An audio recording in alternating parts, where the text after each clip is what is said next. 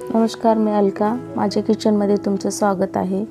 मी गोड चपाती कसं बनवायची ते बनवून दाखवणार आहे. ही चपाती आहे. चपातीला साहित्य लागणारं सोप, तूप, गूळ, खोबरं करून घेतलं आहे.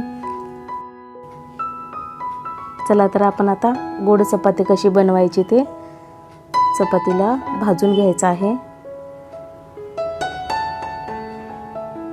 तुम्ही कुठली पण चपाती घेऊ शकता, शिळी किंवा ताजी.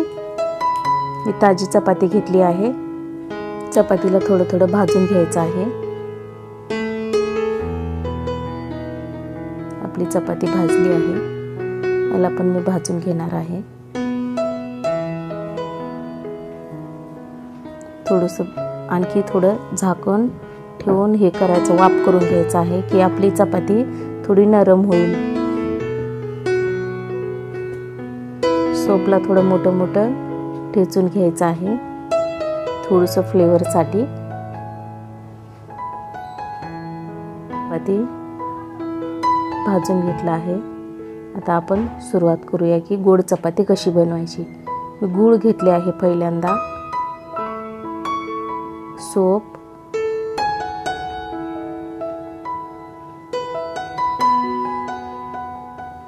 थोडं गुळाला बारीक करायचं आहे. आपण चपाती बारीक करून वरून टाकून द्यायचं आहे.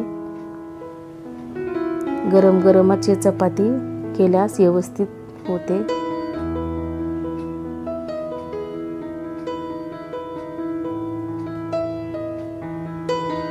हे बघू शकता आपण याच्यामध्ये मिक्स करूया. गूळ, सोप, विलायची आणि चपाती गरम गरम मिक्स करूया. बारीक करून घ्यायचं आहे असंच हातानं.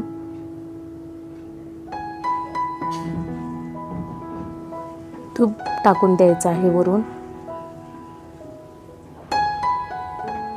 थोडासा गूळ, तुम्ही तुमच्या आवडीनुसार गूळ घालू शकता. थोडासा घातला आहे आणखी वरून. हे सगळं एकत्र करून घ्यायचं आहे. गरम गरमच हलक्या हलक्या हाताने आपणाला हे मिक्स करायचं आहे. हे खोबरं किस करून ठेवले होते ते वरून घालायचं आहे.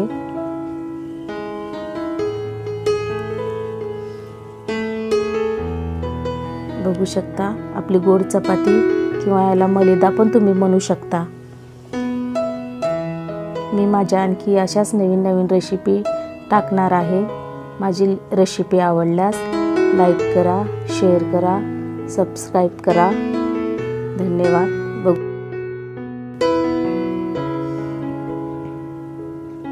आपली गोड चपाती तयार आहे. वरून खोबरकूट टाकून घ्यायचं आहे. ही झटपट होणारी रेसिपी आहे आणि लेकरांना पण आवडणारी रेसिपी आहे. धन्यवाद.